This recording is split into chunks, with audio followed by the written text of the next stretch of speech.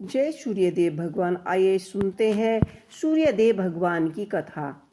प्राचीन काल में एक बुढ़िया रहती थी। वह नियमित रूप से रविवार का व्रत करती थी। रविवार के दिन सूर्य उदय से पहले उठकर बुढ़िया स्नान आदि से निवृत्त होकर आंगन को गोबर से लीपकर स्वच्छ करती। उसके बाद सूर्य भगवान की पूजा करती थी। रविवार की कथा सुनकर सूर्य भगवान को भोग लगाकर दिन में एक समय ही भोजन करती।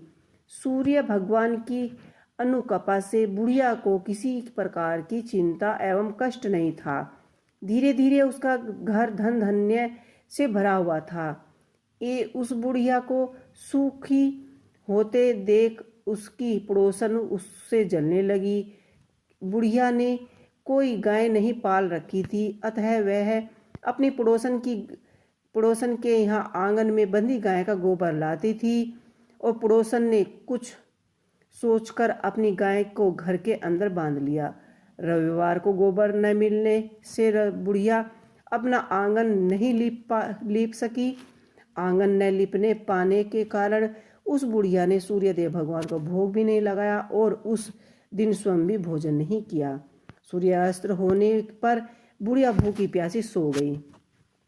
प्रातःकाल सूर्य उदय से पहले उस बुढ़िया की आंखें खुली तो अपने घर के आंगन में सुंदर गाय और बछड़े को देखकर हैरान हो गई।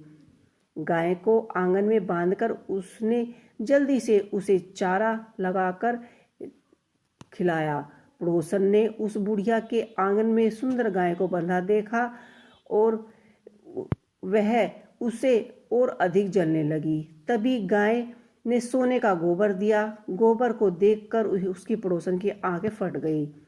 पड़ोसन ने उस बुढ़िया को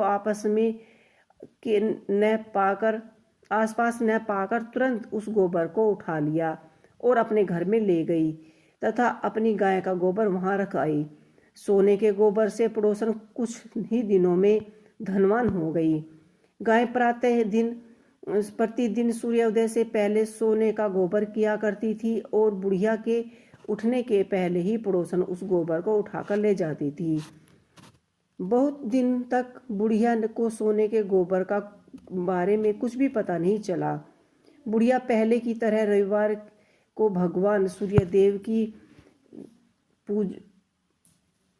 व्रत और पूजा करती रही और कथा सुनती रही। लेकिन सूर्य भगवान को जब पड़ोसन की चालाकी का पता चला तो उन्होंने तेज आंधी चलाई और आंधी का प्रकोप देखकर बुढ़िया ने गाय को घर के भीतर बांध दिया।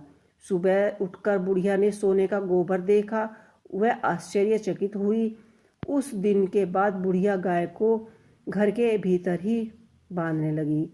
सोने के गोबर से बुढ़िया कुछ ही दिनों में धन धन्य हो गई। उस बुढ़िया ने धनी होने से पड़ोसन बुरी तरह जल भूनकर राख हो गई और उसने अपने पति को समझा बुझाकर उसने नगर के राजा के पास भेज दिया। सुंदर गाय को देखकर राजा बहुत ही खुश हुआ। सुबह जब राजा ने सोने की गाय का गोबर देखा, उसके आश्चर्य का कोई ठिकाना न रहा। उधर सूर्य भगवान को भूखी प्यासी बुढ़िया को इसी तरह प्रार्थना करते देख उस पर बहुत ही करुणा आई। उसी रात सूर्य भगवान ने राजा को स्वप्न में कहा कि राजन, बुढ़िया की गाय व बछड़ा तुरंत ही उसे लौटा दो, नहीं तो तुम पर विपत्तियों का पहाड़ टूट पड़ेगा, तुम्हारा महल नष्ट हो जाएगा। सूर्य भगवान के स्वप्न से बुरे तरह भयभीत राजा ने प्रातः उठते ही गाय और बछड़े को बुढ़िया को लौटा दिया। राजा ने बहुत सा धन देकर बुढ़िया से अपनी गलती के लिए क्षमा मांगी। राजा ने पड़ोसन और उसके पति को उनकी इस दुष्टता के लिए दंड दिया। फिर राजा ने पूरी राज्य में घोषणा करा दी कि सभी स्त्री और पुरुष रविवार का व्रत किया करें। रविवार के व्रत करने से सभी लोगों के घर में धन धान्य से भर जाते हैं। राज्य में चोरी और चारों ओर खुशहाली छा गई। स्त्री पुरुष सभी सुखी जीवन व्यतीत करने लगे और शारीरिक कष्ट दूर होने लगे। इसके बाद हमें पूजा के लिए व्रत कथा सुने। व्रत कथा सुनने के बाद आरती करें।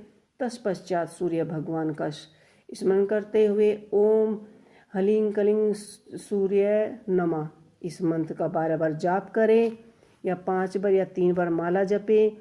जप के बाद शुद्ध जल लें। रक्त, चंदन, अक्षत, लाल फूल और दूबा से सूर्य को अर्घ्य दें। स्वास्थ्य भोजन का फलाहार करके भोजन में गेहूं की रोटी, दलिया, दूध, दही, घी और चीनी खाएं। और रविवार के दिन नमक इस व्रत में नहीं खाना चाहिए। तो ये थी सूर्यदेव भगवान की कथा।